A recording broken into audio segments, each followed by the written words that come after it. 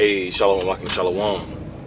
First and foremost, as always, I want to give all praise, honor, and glory to Yahweh, Bahasham, Yahweh Shai, Bahasham, Rachakudash.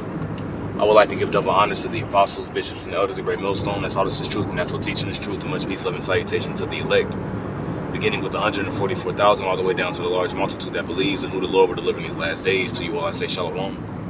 I'm the brother Tazamah from the Great Millstone Dallas camp, coming back today with another lesson. And I pray this lesson is edifying to the elect.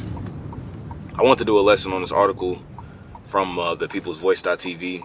The title of the article reads, it says, NATO orders citizens to sacrifice luxuries and embrace wartime mindset to prepare for World War III. All right, let's read that again. It says NATO orders citizens, and this is including citizens of the United States as well, because the United States is a NATO nation. All right, it says NATO orders citizens to sacrifice luxuries and embrace wartime mindset to prepare for World War III. All right, and immediately when I seen that title, the first scripture that came to my thoughts was Ecclesiastes chapter 3, verse let's see if I can find it real quick here. Yep, here it is. Let me read verse 1. I'm gonna jump down. This is Ecclesiastes. You know, I'm just gonna read it. I'm gonna read all the way down to verse 8. This is Ecclesiastes chapter 3, verse 1. It says, to everything there is a season and a time to every purpose under heaven. All right. So the Lord Yahweh Bashem Shai, all right, has particular purposes and things set up for his times. Okay. It says a time to be born and a time to die, a time to plant and a time to pluck up that which is planted, a time to kill and a time to heal, a time to break down and a time to build up, a time to weep and a time to laugh, a time to mourn and a time to dance, a time to cast away stones and a time to gather stones together, a time to embrace and a time to refrain from embracing, right? A time to get and a time to lose. And that's a big thing, a time to get and a time to lose. All right? Because a lot of these Americans and these people are getting ready to lose, all right, a lot of their so-called comforts that they once had. All right? Hell, even us, you know, we live in Babylon the Great too. You know, we live in Babylon the Great, and there's particular luxuries and things of that nature that we're comfortable and used to having. You know, but here very soon, you know, all of our faiths are going to be tested. You see, that's why the scripture says, he that endureth unto the end, the same shall be saved, because Yahweh Bashem Shai is going to have to truly be with you, all right, in these times to come. All right, it says a time to get and a time to lose, a time to keep and a time to cast away, a time to rend, which is another way to rend, another way to say rend is to tear, a time to rend and a time to sow, a time to keep silence and a time to speak. All right, and we're speaking right now. We're speaking the truth of Yahweh Bashem Shai. The prophecies are going out. All right, but there's going to be a point in time where, as the scripture says in the book of Amos, that there's going to be a famine of the word. All right, so whereas the prophets are going to keep silence in that time. As a matter of fact, let's get that real quick. It's just silent. I want to say it's because it's an evil time.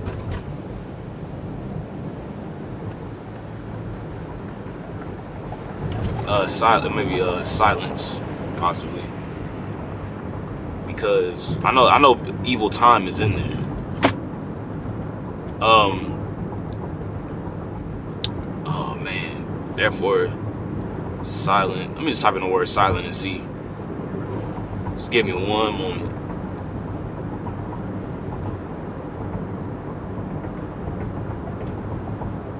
I thought that's how it went.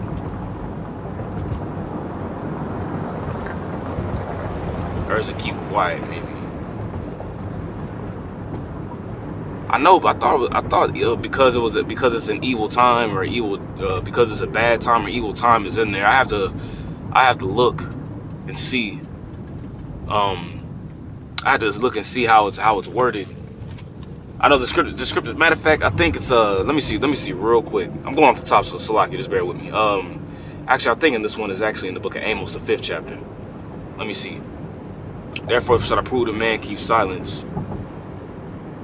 There you go. All right, call all Yahweh Bashem outside. It's Amos. I said I was wording it incorrectly. It's Amos chapter 5, All right, verse 13, it says, therefore the prudent shall keep silence in that time. You see that? I was putting that word silent, but it's silence.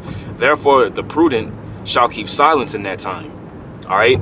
And what does the scripture say? The scripture says that a prudent man foreseeth the evil and he hideth himself. You see? So what we're doing right now spiritually, all right, through the spirit and power of Yahweh Bashim Shai, is that we're hiding ourselves from what's to come. All right, it says, therefore the prudent, because that word prudent pretty much means to have foresight. Therefore the prudent shall keep silence in that time, for it is an evil time. Okay? And that word evil literally means bad time. Okay? Because a very, very evil, bad times are getting ready to hit this place on an unprecedented level. All right? It's something that the world has never seen before, as it says in Daniel, the 12th chapter. All right? We'll read verse 14 as well. It says, seek good and seek good and not evil, that ye may live, right? And so Yahweh, the power of hosts, shall be with you as ye have spoken. All right? Scriptures tell you to seek good and to not seek evil. And this world just promotes and pushes wickedness. It promotes malice. It promotes sexual immorality. You know, it promotes nothing but evil. And all of our people, all right, the mass majority of our people are wrapped up in evil thoughts. Okay, so what's the Lord going to do? He's going to bring forth judgment. Remember, before the flood came, the scripture says that every thought, for lack of better words, that every thought of their mind was continually evil all the time, or all day, for lack of better words. All right, going back to Ecclesiastes, we'll read verse 7 again. It says, a time to rend and a time to sow, a time to keep silence and a time to speak. Right? Here's the point, verse 8. It says a time to love and a time to hate. Right? There's a time for love and there's a time for hate. So all these, you know, fake ass Christians over here talking about, you know, we got to just love everybody, love everything. It's all about love, love, love, love. That's a damn lie, man. That's not balance in the eyes of Yahweh Bashim Shai. That's a false balance if God is just all love as a claim. And then when you think about Christians, man, Christians, so-called Christians are some of the most hateful people that you can run into. You know, some of the most hypocritical people, if not the most hypocritical people, right? So it says a time to love and a time to hate, a time of war and a time of peace. Okay? So in order for this system to go down, this evil, wicked system to go down that's being ran by Esau, Edom, war has to ensue. All right, war has to happen, all right, before the kingdom of heaven is firmly established on the planet Earth and all righteousness dwells, man. Remember, when you read in Revelation, I want to say it's Revelation in the 19th chapter, it talks, as a matter of fact, let me grab that real quick and then I'll get to the article. He doesn't judge and make war. Let's get that.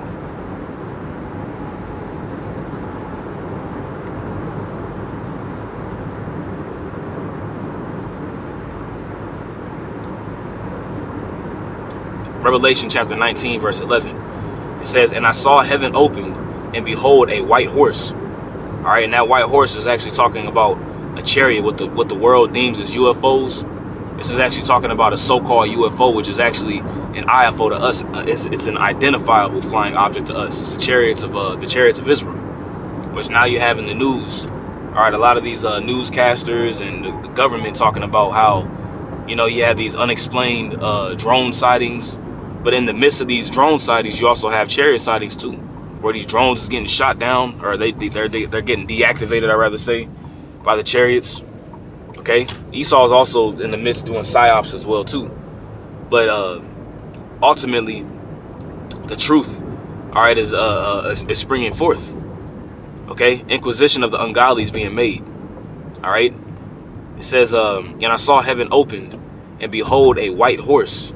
And he that sat upon him was called faithful and true, which is talking about Yahweh Shai, right? And in righteousness he doth judge and make war. Okay, because that's going to be the real war of the worlds. That's going to be the war. All right, that's going to be the end of World War III. All right, in the midst of World War III, all right, you're going to have Yahweh Shai and the angels return and completely dismantle this whole beast system and pretty much put down Esau, his military, Nato, you know, and establish the kingdom of heaven. But that's, you know, it's going to go down first. It's going to go down by mass bloodshed first, man. A lot of people going to have to die. Okay? Now remember, the Proverbs, all right, in Proverbs 21, the scripture says what? That the king's heart is in the hand of the Lord. As the rivers of water, he turneth it whithersoever he will. All right. So what this NATO general is saying, okay, what this NATO general is saying was prompted by Yahweh Bashem Yahweh Shai. Okay.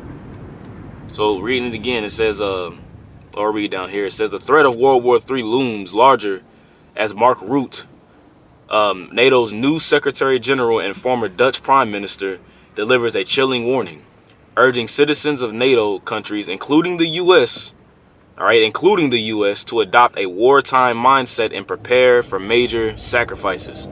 You see? Now that makes you think of two scriptures off top. Let's get Isaiah 34. It says to prepare for major sacrifices, because people are going to have to sacrifice their comforts, you know, their daily lives, their day-to-day activities, their families. All right, they're going to have to sacrifice, once again, mainly comforts. You know, Isaiah, because it says and prepare for the sacrifice, but also too, World War III is going to be, it's a sacrifice from Yahweh Bashem Yahweh Shai as well too. Okay, this is Isaiah 34 verse 6. It says, the sword of Yahweh is filled with blood. It is made fat with fatness, and with the blood of lambs and goats, with the fat of kidneys of rams, with the fat of the kidneys of rams. For Yahweh hath a sacrifice in Basra. And what is modern day Basra today? Modern day Basra is America. All right, when you get that word Basra in the Hebrew, it also means sheepfold, because this is the fold where a mass majority of Yahweh Bashem Yahweh Shai's sheep reside. All right, it says, for Yahweh hath a sacrifice in Basra, and a great slaughter in the land of Idumea. Now, what is Idumea? Somebody may ask, you know, somebody that could be new, somebody may ask what Idumea is. Well, let's get the word here. All right, the word Idumea in the Hebrew, it says Adam, right? Which that's incorrect. All right, that's Esau, you know, the blue letter be going off sometimes. But it should say Adawam, right? Which is the Hebrew way of saying Adawam. All right, is the Hebrew way of saying Edom. All right, but Idumea is the Greek word, is the Greek way of saying Edom.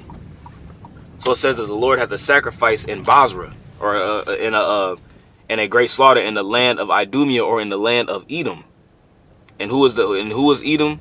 All right, Edom, all right, goes back to Esau, which Esau is, all right, the so-called self-proclaimed white man and woman today, who claim themselves to be Caucasians and Europeans. You know, these are the biblical Edomites, man.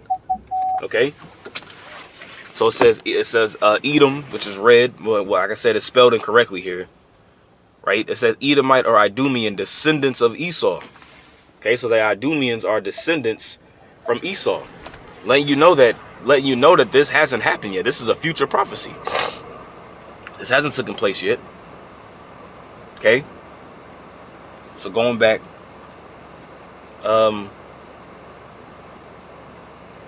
right, here we go. Let's read verse 7 and 8. It says, and the unicorns shall come down with them, and the bullocks with the bulls, and their land shall be soaked with blood, and their dust made fat with fatness. You see, the Lord is it's gonna be a great slaughter over here, man. Okay, it says, for it is the day of Yahweh's vengeance, and the year of recompenses for the controversy of Zion. You see, all this is going to happen due to the controversy and the payback for all that Esau, beginning with Esau and the rest of these heathen nations, did to the apple of the Lord's eye, as it says here in the NLT. For it is the day of Yahweh's revenge, the year when Edom will be paid back for all it did to Israel, which has not happened yet. Okay, that perpetual hatred that Esau has had for Israel, well, it's going to all be paid back. And this is one of the points, or I'd rather say this is one of the major main catalysts that Yahweh Bashem Yahweh Shai is going to do and use to bring forth that great payback. Now, there was another scripture that I want to grab. Oh yeah, it said it says urging citizens of NATO countries, including the U.S., to adopt a wartime mindset. And I wanted to get Jeremiah the 49th chapter and get verse 30. Let's see. Jeremiah 49 verse 31. It says, arise, get you up into the wealthy nation. Okay, and that wealthy nation is talking about America. America's that wealthy nation. Okay, now when you get that word wealthy, that word is shalawah,